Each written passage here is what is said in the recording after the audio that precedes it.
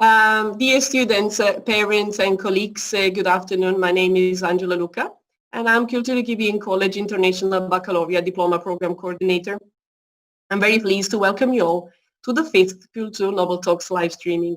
In times of social distancing, lockdowns and travel restrictions, it is our desire as educators to tailor unique learning experiences for our students and encourage them to keep learning and searching for knowledge. In line with this principle, today we are honored by the presence of Mr. Kailash Satyarthi, an Indian international acclaimed child rights activist and a Nobel Peace Laureate. Good afternoon, sir, and welcome to Nobel Talks live streaming. How do you do? Good afternoon. I'm fine. Thank you, Angela. Lovely. Thank you so much. I would like to spend a few words about your prize motivation. Mr. Satyarthi was awarded 2014 Nobel Peace Prize for his struggle against the suppression of children and young people and for the right of all children to education. He shared this prize with Miss Malala Yousafzai, a Pakistani activist for female education. Sir, in your 2015 TED Talk, Get Angry at Injustice, you stated that anger isn't bad as we were taught for centuries and that we can convert it for a larger good of the society. You spoke to motivate young people to channelize their anger to create a better world for children and also to bring positive change. So according to your experience, do you think that young people are angry enough at the injustices being done? Wonderful, wonderful, wonderful. I am so happy to be with the young friends. So don't consider me as a Nobel laureate, though your series of speeches is a Nobel series or whatever, but you can consider me as a friend because I have been working with the young people for last half a decade, 50 years or so, very directly, and I feel that young people, the children are the solutions. Many people think that the youth, adolescents and children are naughty and they create problems or they are problems, but I am just opposite to it. I don't agree with this notion. I strongly feel that young people are purer, full of energy, full of enthusiasm and bright people. So you are full of solutions. We are a little bit polluted. Many of us are polluted in our minds and hearts, but you are still pure. So I'm talking to a group of honest, transparent, clean-hearted, energetic, enthusiastic young people. So having said that, I can say that anger is a good idea. For years, centuries, we were taught in all our religions and preachings that suppress your anger, control your anger, and so on and so forth. I would say that don't control your anger. The only thing you can do or you should do that when anger is created out of hatred and result in further hatred. If anger is born out of jealousy or some sort of personal loss or loss of vested interest or egos, when your ego is hurt, you feel angry. This is negative. This is bad. This is destructive. So anger should not be born out of these negative feelings, and anger should not result in the negativity like hatred, violence, destructions, and so on. Anger is an energy. And energy never vanishes. If you try to suppress the energy, then it will come out in different forms, in different ways, and could be destructive also. So why can't that energy be properly channelized and keep it as an energy for something better? So when we try to learn to be angry against wrongs around us, there are so many wrongs, so many injustices, so many problems which people are facing, untruth. So keep that energy intact to fight with that injustice and wrong instead of fighting with each other. So energy could be used and channelized to create new ideas, and those ideas could be converted into action, positive action, constructive actions, and so on. Let me share with you, my dear friends, that many of the incidents where I was very angry, I was not revengeful. I did not jump into fight or take the revenge of someone. I kept it. And I started thinking that how can we find the solutions to those problems.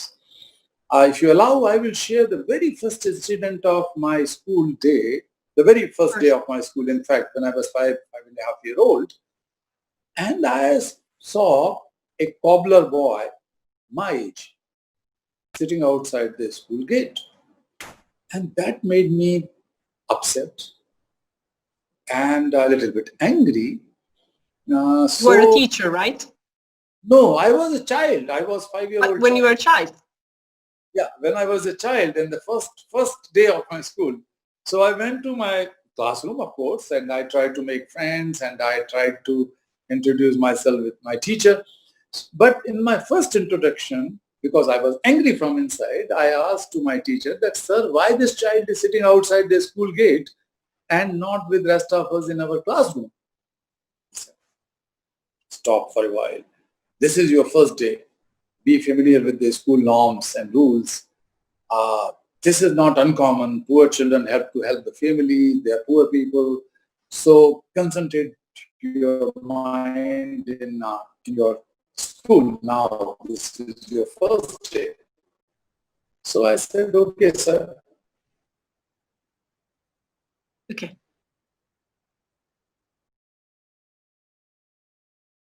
Next morning, next afternoon. So every day I start getting more and more angry.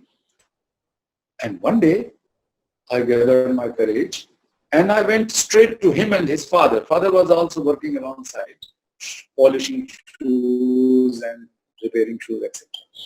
So I asked him why I was shy. But father said that, sir, I never thought about it.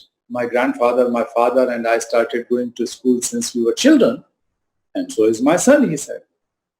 And then he, with his miserable eyes and voice, he said, sir, you guys are born to go to school, but we are born to work. Out of anger, I started crying. As a 5-year-old boy, I had no idea what is this all about, the Indian caste system and this rigidity of social hierarchy and so on. So I was very, very angry, very upset. But that has given me tremendous result. I started questioning wrongs around me. I started thinking that whatever my teachers, my parents and my relatives and wise people say may not be true. If there is some complacency of the rigidity of mind, of the customs and beliefs and myths, and they go on in the society for ages. So I should challenge that evil. So I started thinking of child labor. I started thinking of denial of education, and I am thankful to that cobbler boy.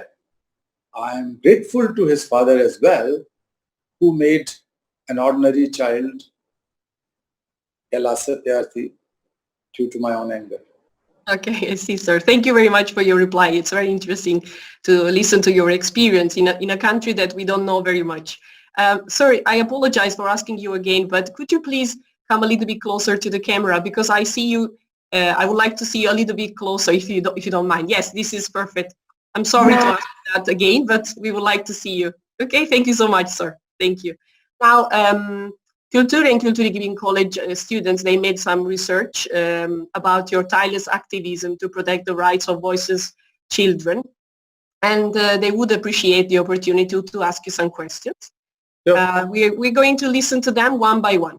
Okay, so we're ready now to listen to question number 1, prepared by our student, Yels. Hi, my name is Yağız Yaşar and I'm studying in Kültür College Science High School. Mr. Satyarthi, you stated that my only aim in life is to make sure that every child is free, goes to school, plays, loves, and gets all of these rights free of charge. My dream comes true when each child feels like a child and be free. Have you ever been able to approach this dream? Well, it was my dream, it is my dream, and it will remain forever because when I started freeing children physically in 1981, the first dream came true. I was able to build the confidence inside me that it is possible. Though it was very, very difficult, that was the first recorded, I would say, documented case in India or elsewhere in the world in contemporary time that a civilian effort has been put to liberate slaves. That I did in 1981, and when a very poor Muslim gentleman, his name was Basal Khan, when Khan approached me because his daughter was about to be sold to a brothel, and the girl who was born in and brought up in slavery could have been sold to prostitution. So desperate father knocked my door, and I did not want to simply write his problem, but I wanted to help him. So I started thinking, if his daughter Sabo was my sister or my daughter, what would I do? I was 25, 26-year-old. So again, I was angry, but I was converting my anger into ideas and action for liberating that girl and other family members, which I did. And that was the great joy for me. And since then, my organization and I have physically liberated over 80,000 child laborers and child slaves directly like this. So each time when a child is freed, and the mothers who lost all their hope that their son can ever come and sit in the lap and they can hug and kiss him like mother and child, or the fathers who hug their daughters when they are freed and their fathers have lost all the hope. Each time when it happens, I feel that I'm going closer to fulfill my dream each time, because each child matters, each childhood matters, each human being matters, each humanity matters. So it is fulfilling my dream. And that is like seeing the glimpse of God when these mothers cry out of joy and the tears roll down on their cheeks because they thought that the child has been trafficked, has been stolen, has been enslaved and can never come back. So there's no word to explain that joy. But Yasser, it was not enough. So we started fighting for laws in India, in Pakistan, in Nepal, in Bangladesh, neighboring countries, and later on globally. And in 1998, when we organized a physical march across 103 countries, considering that every child is my child, every child is my child, I am not going to fail him. I'm not going to let him, die in slavery and without education, without healthcare, and so on. So this march, which was 80,000 kilometers march, double than the periphery of the earth, resulted in an international law in 1999. 98 was the 6-month-long march from 3 corners of the world. So in 99, the ILO Convention, or International Law Against Worst Forms of Child Labor, has been unanimously adopted by the General Assembly of International Labour Organization, which is a kind of the body of United Nations. So since then, that time the number of child laborers in the world was, in 2000 actually, in 2000 the number was 260 million. Now it has come down to 150 million. I see. So 110 lesser number of children are working in child labor in 16 years, between 2000 and 2016 or 2017. So 16, 17 years we have been able to achieve it. So this is achievable, this is affordable, this is possible, and this is going to happen. Of course, the new challenges due to the corona pandemic came, so I'm quite concerned about it. But I'm not going to give up. I'm fighting for it and trying to build a strong voice of Nobel laureates and the world leaders, and approaching every single head of the state, every single government directly, and requesting them that these children who are most vulnerable and marginalized should not fall off track. So they should be educated, their school and education has to be made intact, and more resources should be spent on their safety, education, and health. Thank you very much. Thank you very much for your efforts. These efforts are beneficial to everybody, to humankind in general. Thank you so much. We're ready now to listen to question number 2, prepared by our student, Hilal. Hello, I'm Hilal Chikel from Kültür Anatolian High School, class 10D, and today I wanted to ask you that you devoted yourself for children's rights and education. While you're struggling with their rights, I'm sure you're faced with a lot of difficulties. How did you overcome them? And thank you. Well, the road of social transformation, road of justice, road of humanity, road of peace, road of love is not a smooth and convenient and easy way to walk. It's not an easy course. But when you are convinced, first of all, that something is wrong, when you are convinced that if not you, then who else? If not here, then where? If not now, then when? And once you get that conviction inside you, then you have to clean up that road, or sometimes you have to build that road or even pathway to achieve your goal, which should be clear in your mind that you are going to do it. So that conviction, courage, and compassion. So compassion is the feeling for suffering of others as your own suffering, with a drive to take action to end that suffering,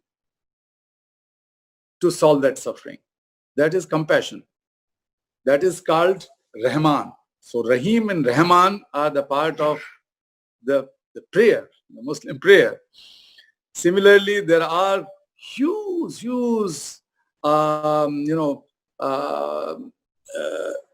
importance in Hinduism, in Judaism, in Christianity, everywhere, compassion is the key. Buddhism. So for me, my drive has always been compassion. I won't say that my conviction or my courage, perhaps my courage or conviction, whatever was there, it followed my compassion. But I was driven by a deep compassion. And for me, the compassion is not just a religious and a spiritual thing to be taught or preached in the holy places or holy books. Compassion is the way of life. Compassion is the connect with every other person and his or her pain as your own pain. But compassion is also the connect with trees and plants and animals and birds and sky and sun and moon and air and water and oceans, rivers, everything. And we have to feel the compassion for them so that we can protect our earth, we can protect our planet. And you can, when you talk of sustainability or sustainable development, or to protect ecology and get rid of global warming, you have to be compassionate to these things which are not living beings, but we have to be thankful and grateful to them for our lives. So that is one. The second thing is that I always learn to celebrate small successes. Some people dream for the big success in life or big achievement in life. And it takes time, or sometimes you cannot achieve that much amount of your success, or sometimes it is delayed, and you feel failed and frustrated. It happens. And then you are discouraged, and then you are disillusioned with your own goal and your own dream.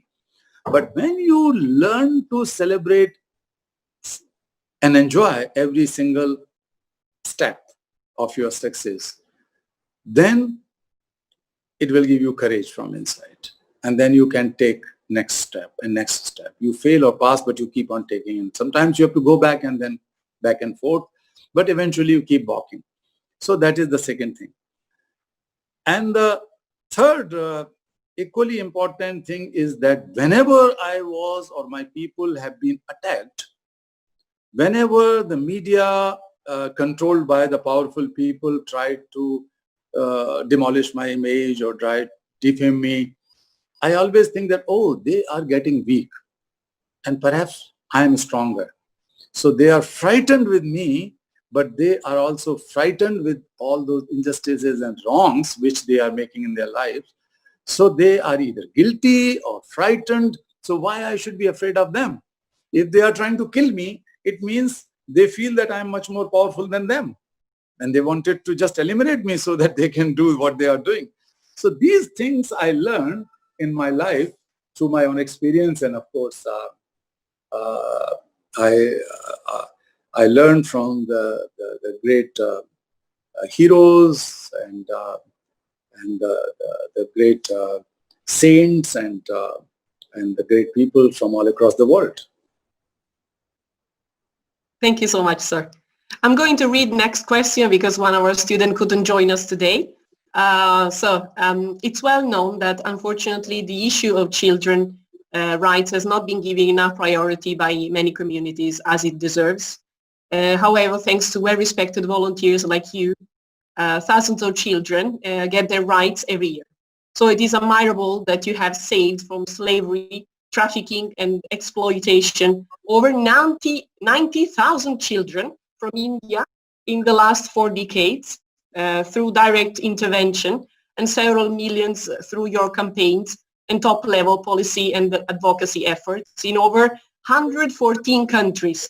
So the student really wondered how you achieved this, and if you could explain about the process, if you could inform us about the process. Well, it was not done by me, first of all. There are so many known and unknown individuals, groups and organizations who made huge sacrifices. And I have no words to be grateful to them, to thank them. My colleagues, my family, my friends, and all those who were inspired by me or who were convinced by my idea even without working with me, and they started working on their own to fight child labor and child slavery. I am also thankful to them. So that has happened this way. So first of all, we must realize that then there's an old saying that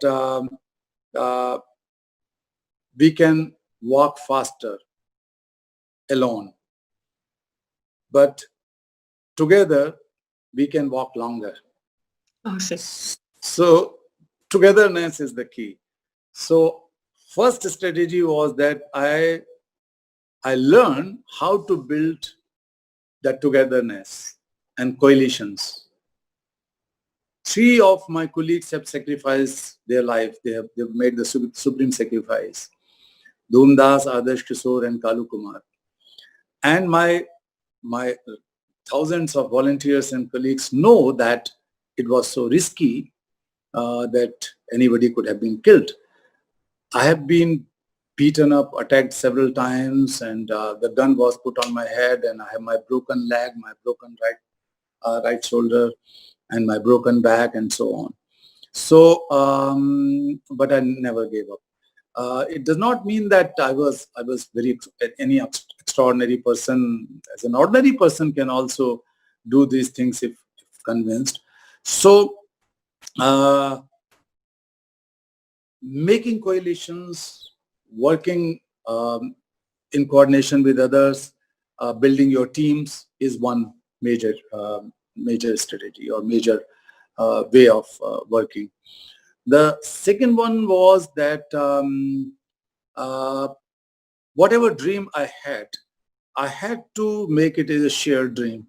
Everybody should dream in the same way who is working for the cause and take the ownership as well as the credit.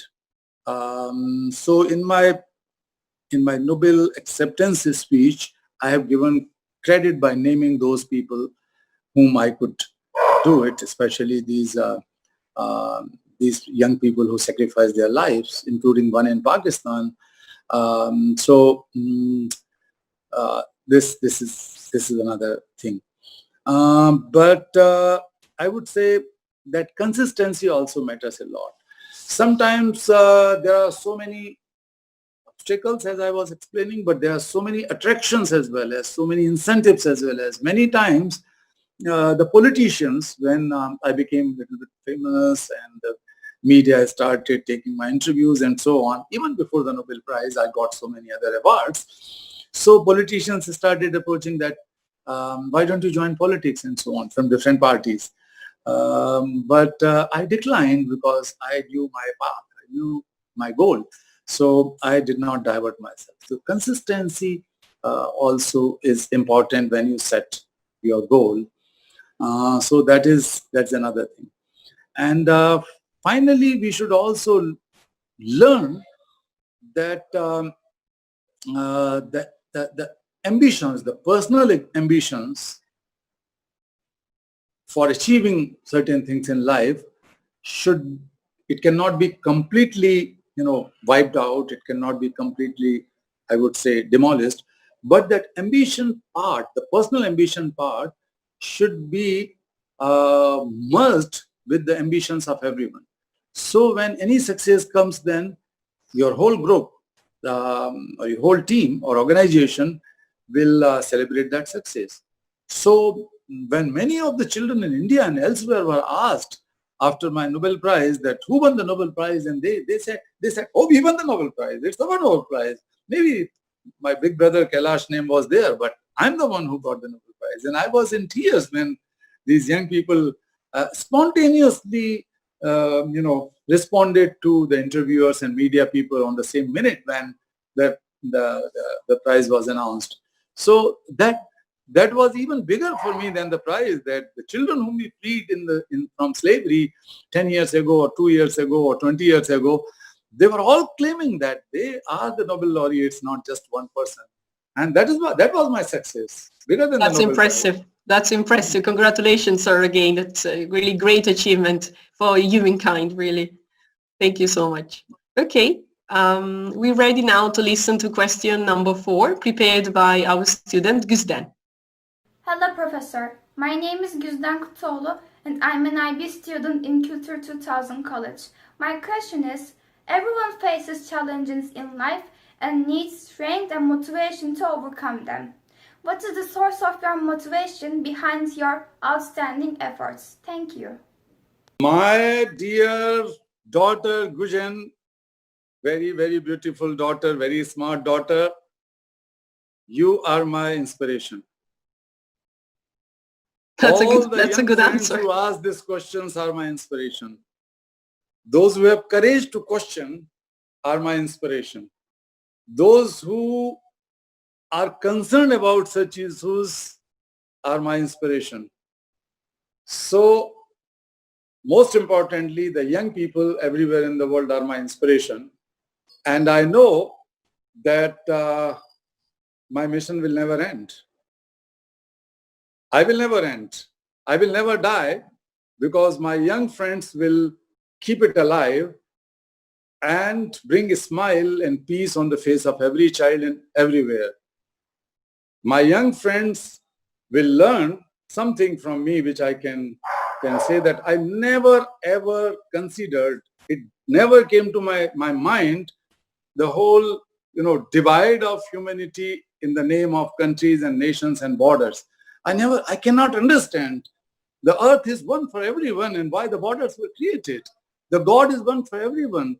Why we may have different ways of worships and prayers, but why we are fighting? Why we are creating, difference and discriminations, and why don't we believe and trust, and then eventually respect the diversity of opinions and worships and so on. So I believe in the oneness of humanity, and not believe, I always practice that oneness of humanity, because we people are giving you, we means the politicians who are in 50s, 60s, 70s, 80s across the world, they are giving you a world with lot of challenge.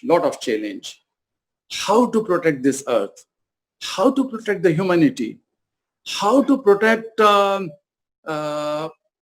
human beings from the pandemics and all kind of things which are born or may born in the future.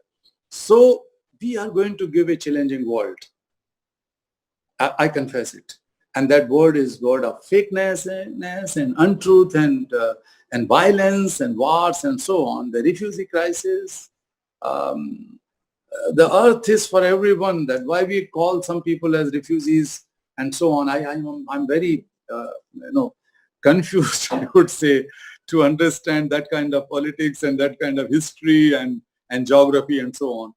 So you can, when you take this over, you will make this world one family, one world. And that is the solution. Otherwise, we cannot survive. Our existence would be in serious challenge. You will do it. Thank you so much, sir, for your reply. We are now ready to listen to question number 5, prepared by our student, Sena Dilara. Hi, I'm Sena Karpınar, and I'm 11th grader in Kültür Science High School. What I want to ask you today was, according to research, at the age of 11, you collected used books and distributed them to children in need. How did you come up with this philanthropic consciousness at that young age, and what inspired you? Thank you for your time. I don't know really, but perhaps it was right from the day one of my schooling, as I mentioned, of the cobbler boy's story. But I felt that some of my colleagues have left schools because their parents were very poor and they could not afford a school fee or syllabus books and so on. And that was very painful. That we go to school and my colleagues did not join in the next grade, and they suddenly disappeared from my classroom and also from my adjoining bench or chair. So one of my colleagues and I started thinking that what to do.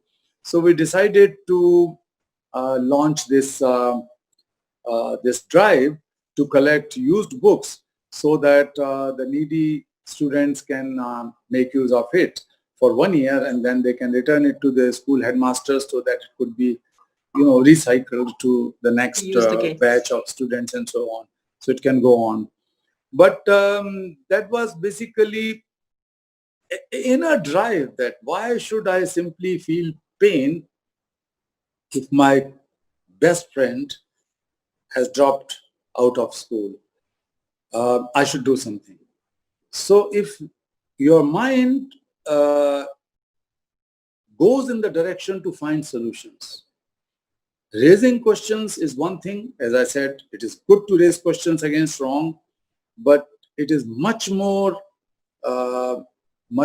important, but much more challenging to go for finding the answers to those questions, solutions to those problems. So right from the beginning, if you think that you can be a problem solver, then you are the true leader.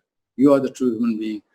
The real true leader in any walks of life, it could be industry, it could be corporations, it could be politics, religions, anywhere, health, education, those who have their solution orientation, Their mind looks for solutions.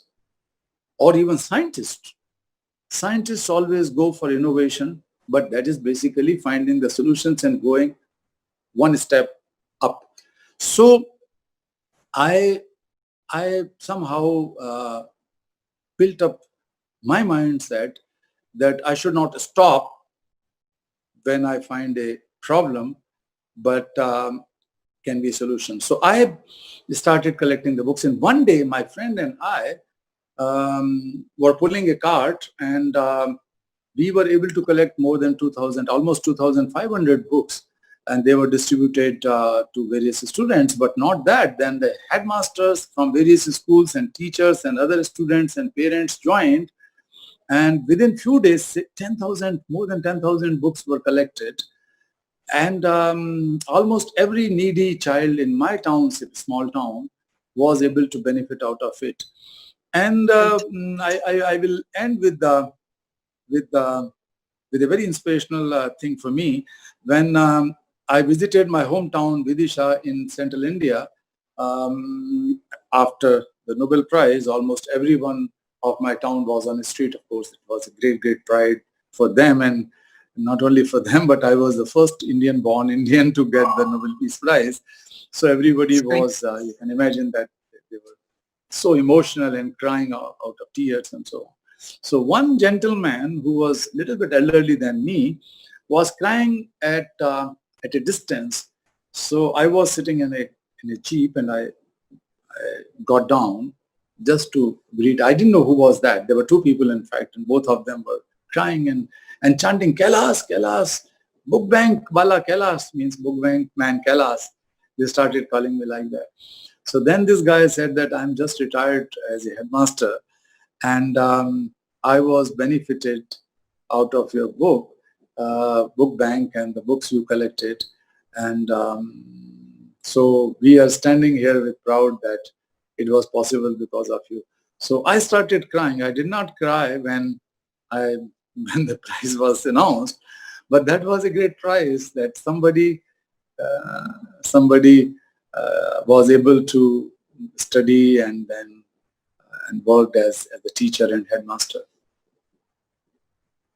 Thank you very much, sir, for sharing with us your experiences. And Mr. Satyarthi, in the name of Istanbul Culture Education Institutions, I sincerely thank you for joining us at Kültür Nobel Talks. It was a great honor to have you in attendance, and I would also like to thank our students for attending. I hope that you found this event informative and interesting. And thank you so much again, and congratulations for your efforts. Thank you, and thanks to everyone, all my young friends. God bless you, and may the peace will always be with you. And thank you so much. Thank you very much, sir, again. Thank you so much. Khuda Hafiz.